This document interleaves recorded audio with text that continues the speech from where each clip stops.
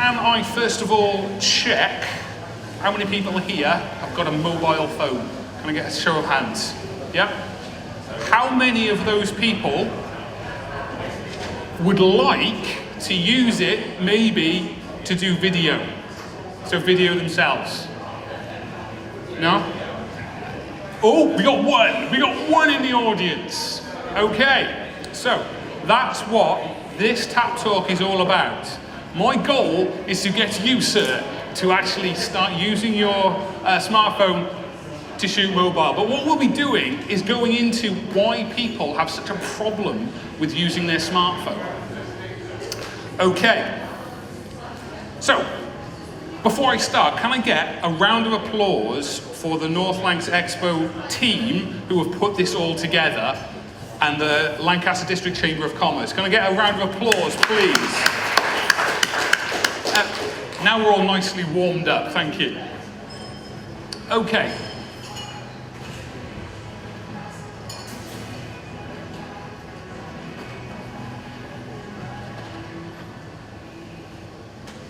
Technical problem.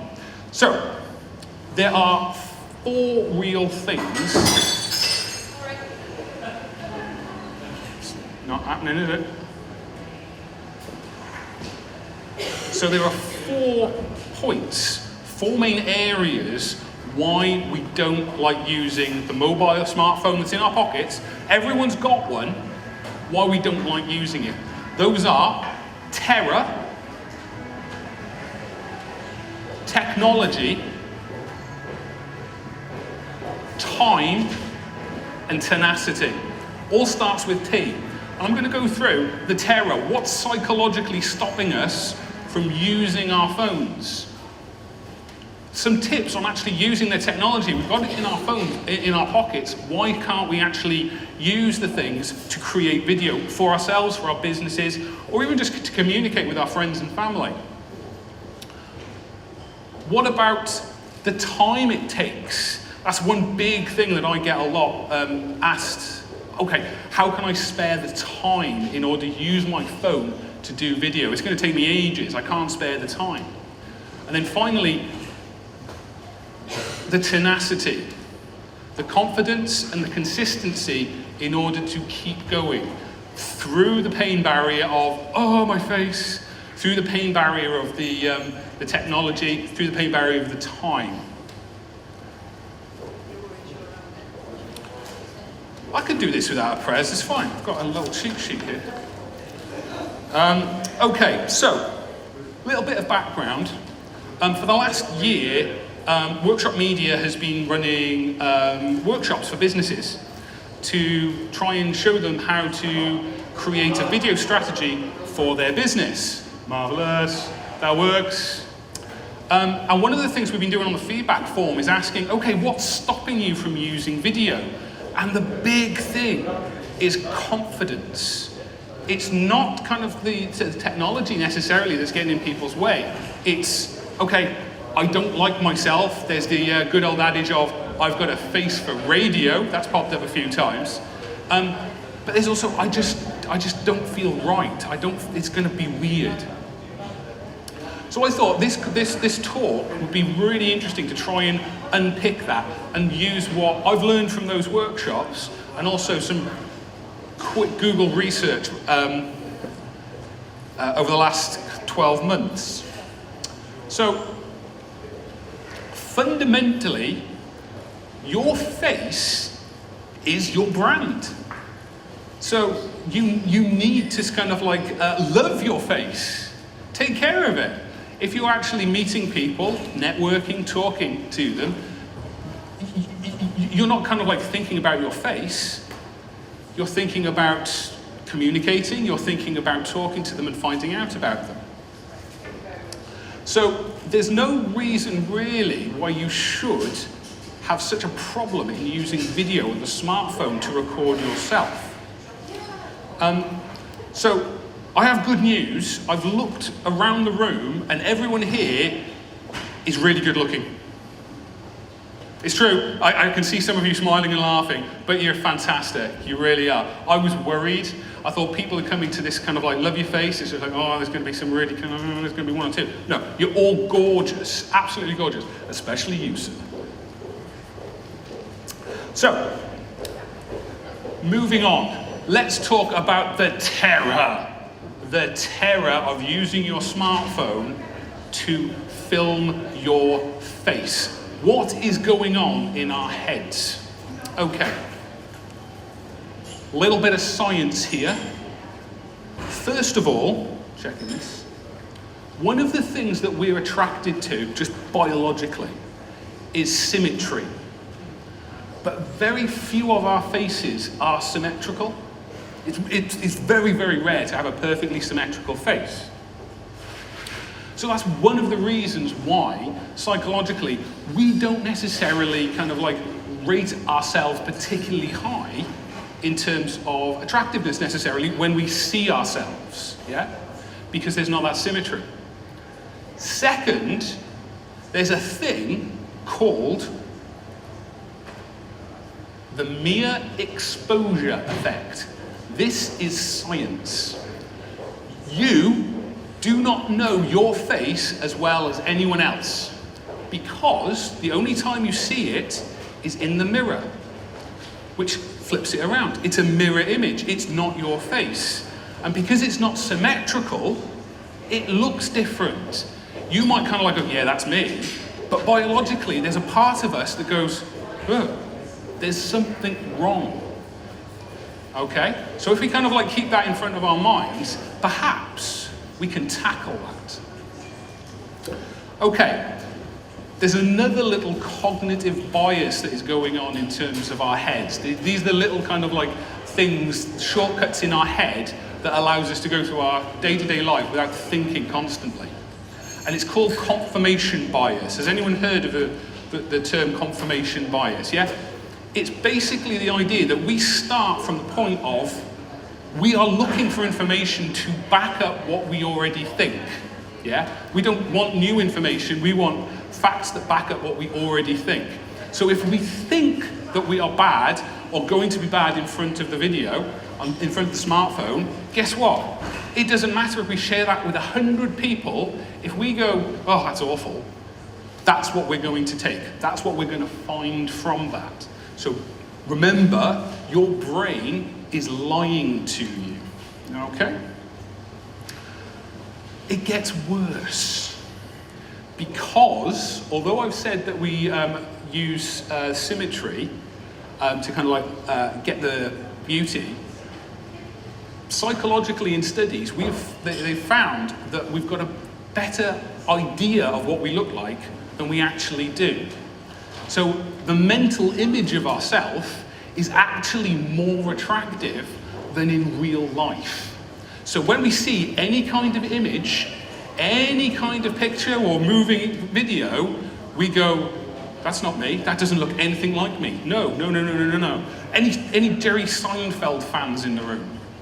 Yeah? Okay, so there's an episode of Jerry Seinfeld where basically he was dating a girlfriend who only looked attractive in a certain lighting condition. So the entire episode would be him constructing the light in order to make her as attractive as he thinks in certain lighting conditions. And that's just us. That's just who we are. So how can we tackle this? First of all, your brain is lying to you. I have told you that you are better looking than you actually are when you see yourself, but not as attractive as you may think. Big tip of when you're kind of like filming with a camera on your smartphone, especially if you're looking at yourself, focus on something else. Don't focus on you, okay? Focus on your ideal customer profile, your favorite client, your best client, somebody that you care about, your mum. Focus on that person rather than who you're talking to, which is the face coming back at you, and you will actually do better. You will become more confident. You'll actually move forwards. Actors do this because they focus on their craft. They're not focusing on themselves, they're focusing on their performance. So it's just a little brain trick that we can move our attention away from us to something else. And understand that fundamentally, you need to be comfortable. You need to get comfortable. So don't film in front of people. Don't film in kind of like strange places. Do it somewhere where you are completely comfortable. If you are wanting more confidence, schedule it maybe after a haircut. I've had one today. Well, for today. Schedule it after kind of like a fun time where you're feeling kind of like upbeat and positive. Use that confidence to travel through into what you're doing. And remember fundamentally that you are your own worst critic. People don't care as much as you think they do. It's all in your head. That's where the terror is coming from. So we've got the mere exposure effect, confirmation bias, and the idea of symmetry. Okay, so that's the science bit sorted. Okay, next we're moving on to the technology. Okay, I feel like this sometimes, like poking sticks at kind of like the computers and the devices. And really, it's all about getting comfortable with making mistakes or getting comfortable with just getting familiar. How many people think that they use their phone to its maximum capability? Can I see a show of hands? How many people think they're actually missing out on a couple of tricks on their phone that could actually improve it? Thank you. Yes. And it's true. Absolutely true. We've got this amazing kind of like device in our pockets or in our bags that we can use to do anything, access the total sum of human knowledge, but we're still stuck a little bit in terms of punching kind of like our numbers in, phoning people, texting, and maybe taking photos of other people. But that's fine. The first thing I'd say with the technology is know your phone. If you want to know how to get more confident and comfortable with your phone to use smartphone videos, Google and YouTube your phone make and tips on how to use it. I guarantee you there will be some people out there who have already done that journey for you and will have laid it out as instructions. I don't know what phone you've got, so I can't give you direct tips, but I would say stop worrying and start playing with your phone, okay? And get some help, get access that sum total of human knowledge. Start simple, absolutely start simple. Don't think that you have to film and publish. Practice, film, and if you don't like it, delete it. If you don't like it, show your best mates and kind of like, oh, check this out, oh, isn't this embarrassing? Because technically they will come back to you because they're not kind of like got the cognitive bias saying, there's nothing wrong with that. So start simple. When you film, don't feel you have to publish. And when I'm talking about publishing, there's a big talk at the moment, which way should I hold my phone? Should I hold my phone horizontally or vertically? Now, as a video professional, both. Easy answer. However, you're actually, as potential novices of using your phone, you're better off than the most of us as professionals, because you want to start off by filming portrait vertically, using vertical video. The reason being is when you do publish that, it takes up more screen when you do kind of like put it out, so you get more attention, yeah? And it's easier for us to frame because it's more like a portrait rather than a landscape. The only time that you'd actually want to use it horizontally is if you want to mix it with other footage. If you're not starting simple, you want to mix it with a camera like we're filming today. So another thing that people ask me is, what editing software can I use as a novice to edit my videos? Well, starting simply, first of all, I'd say don't edit. Seriously, just film and that's it. Don't try and add things in. You don't need it.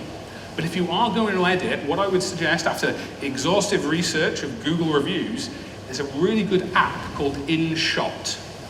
That works across Android and it also works across Apple, so it's really user-friendly. It's actually quite cheap if you want to go to the pro version at only $2.99. I'm not on commission. But also, if you do publish, it's only got a really small watermark on there on the free version. So it's really good for you just to play around with simply. So InShot. Now, if your business uses Adobe Creative Cloud at all, you've got access to some really powerful software. There's Adobe Spark, and now there's Adobe Rush. And technically, if you've got Creative Cloud, you should be able to access that on your phone without paying anything. And finally, when you are thinking of getting ready from filming yourself to publishing, only choose one channel. The channel where the people that you care about, the people that you want to reach, are predominantly on. Don't complicate it by trying to do it in multiple places. Master video on only one channel: Facebook, LinkedIn, Twitter, or Instagram. Yes? Because if you complicate it, you're gonna kind of like lose motivation. So try and keep it simple. So that's just the technology aspect of kind of like using your smartphone for video. Okay, the next one, time. How many people here really master time? For me, time is one of those weird, nebulous things that seems to vanish, just like my talk.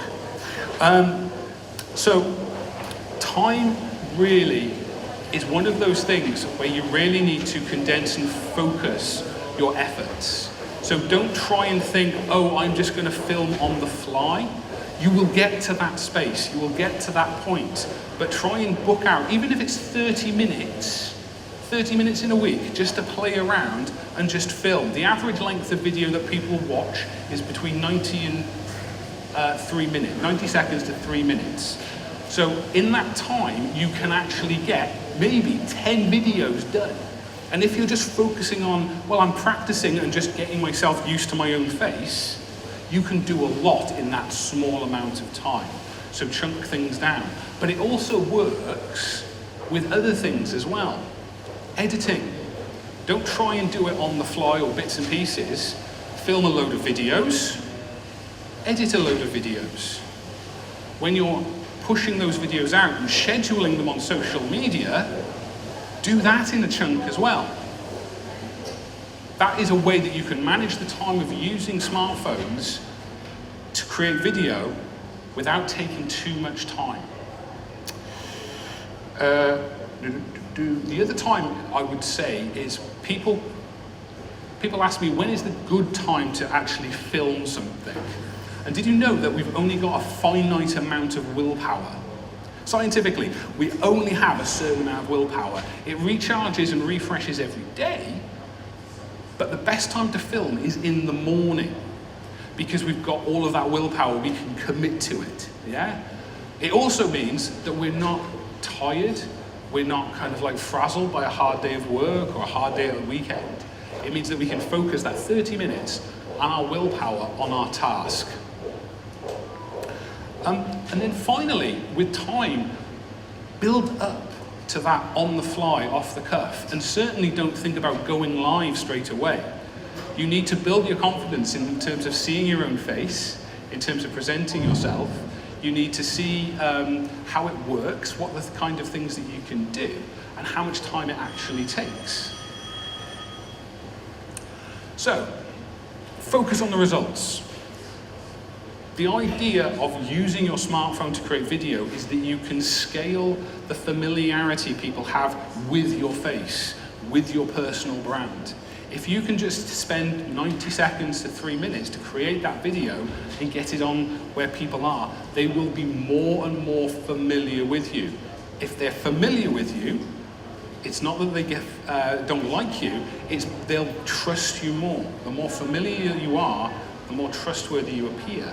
And do you know what? You'll probably actually have some really good points of interest to share. Maybe something that happens in work, and a new insight, something that you've responded to from something around. Everyone in this room has got nuggets of information that people want to hear.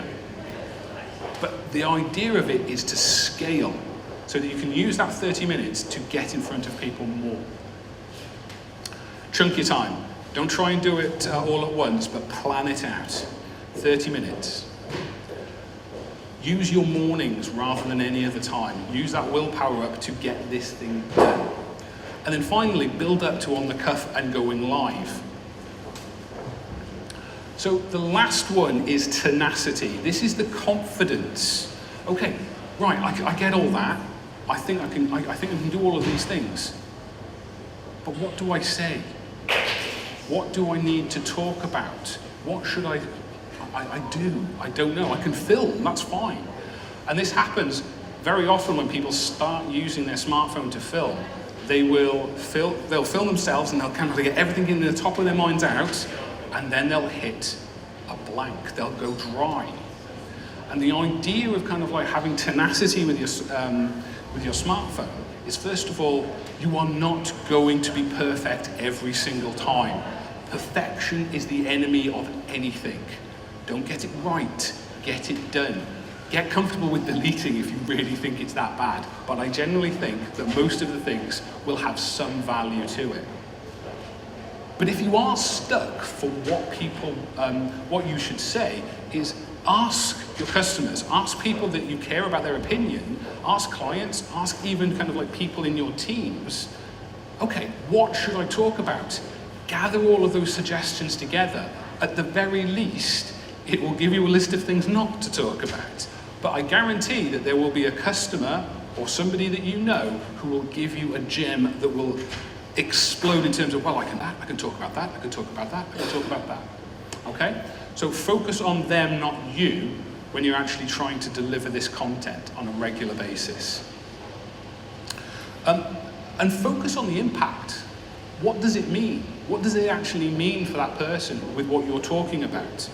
If you just say, well, I had egg and chips today, it doesn't mean anything.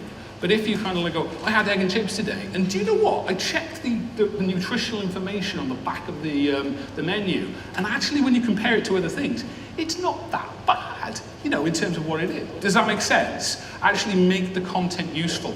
The content needs to have some form of value and impact to your client, to your audience. And the final thing with using smartphone for video is understand your next video will always be better, because every time you actually use your smartphone, you are going to learn something new. Even if it's a particular angle you don't like, even if it's a particular lighting condition, maybe a location doesn't work as well as you thought. The way that we work is that we try things out. We set up our camera in multiple different setups. We play around, first of all, and know that the next time, from what we've learned, will always be better. But you can't do that until you start and make that first video. Okay, so what are the next steps for this challenge? So it's all well and good me going, oh, do a video. Try this. Don't think about a video, just take a selfie a day in portrait mode. Selfie a day, whenever you want, doesn't have to be mornings, just to get used to holding the camera and looking at your face. Best case scenario, you're going to have one of those cool year-long videos where your face changes. Best case scenario. Worst case scenario, you'll feel more confident about yourself. Okay? If you can just start like doing that and getting used to holding the phone and seeing your face, you will start to be more confident about using video. Also, practice deleting. Some people, once they've done something, they go, well, that's a waste of time if I get rid of that, and they did that, and they hover around getting rid of it. Practice just kind of like going, I don't like that, delete. Because fundamentally with smartphone video, it's on your phone. You have got the power. If you don't want people to see it, you can delete it, you can get rid of it. Okay? So that's my challenge to you. Don't start with video, just start by taking a selfie a day.